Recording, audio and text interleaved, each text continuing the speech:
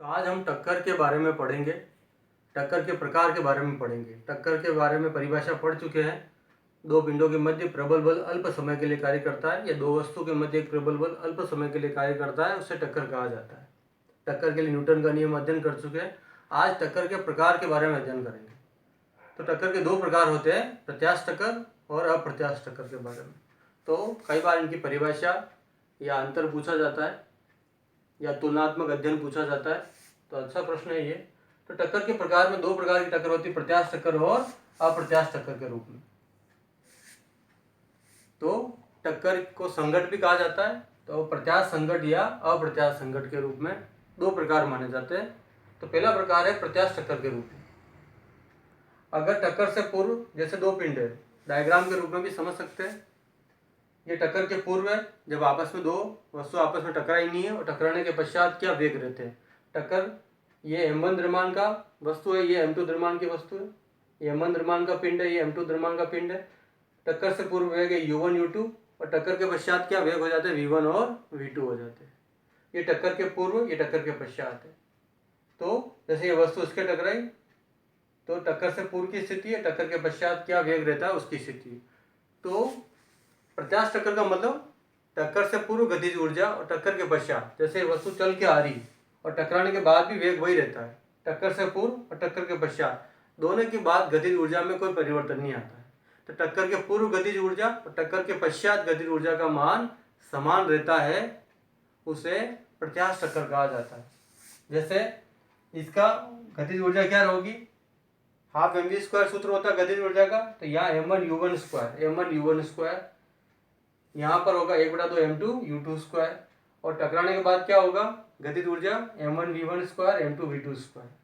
तो ये बराबर है, ये टक्कर के पूर्व गतिज ऊर्जा बराबर क्या होगी, टक्कर के पश्चात गतिज ऊर्जा। तो परिभाषा यही हो गई है।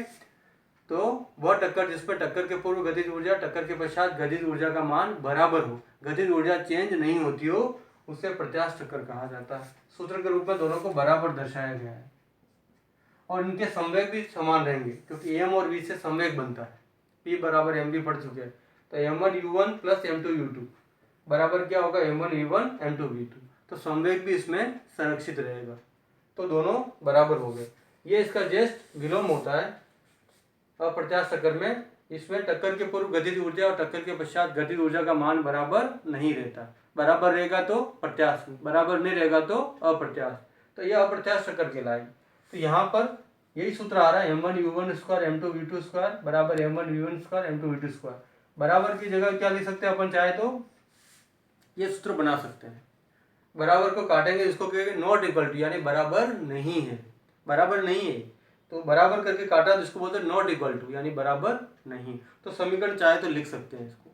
तो टक्कर के पूर्व गतिज ऊर्जा टक्कर के पश्चात गतिज ऊर्जा का मान के बराबर नहीं हो, उसे प्रत्यास्थ टक्कर कहा जाता है।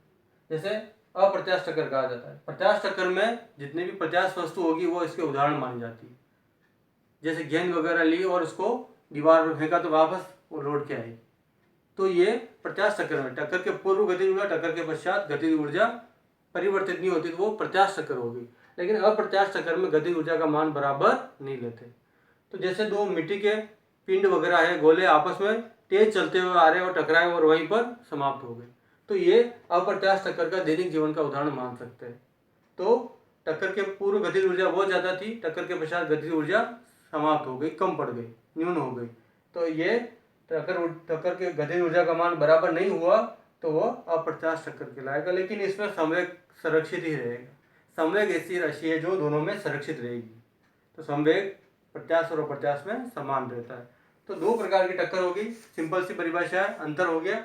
टक्कर के पूर्व गतिज ऊर्जा टक्कर के पश्चात गतिज ऊर्जा का मान बराबर है। सिंपल भाषा में गतिज ऊर्जा का मान समान रहता है, गतिज ऊर्जा सुरक्षित रहती है इसमें। तो गतिज ऊर्जा का मान चेंज नहीं होता है, वो प्रत्यास्थ टक्कर कहलाती है। संवेग संरक्षित रहता है।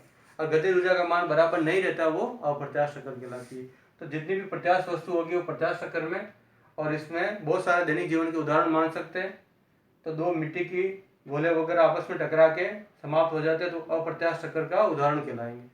पूर्व में गतिज ऊर्जा ज़्यादा होगी, बाद में गतिज ऊर्जा न्यूनतम हो जाएगी, लेकिन संवेग दोनों टक्कर में, दोनों संकट में समान रहेगा। तो प्रत्यास्थ टक्कर में भी संवेग संरक्षित रहेगा इसमें भी संवेग सदिश रहेगा। गतिज ऊर्जा इसमें समान रहती है, इसमें समान नहीं रहेगी।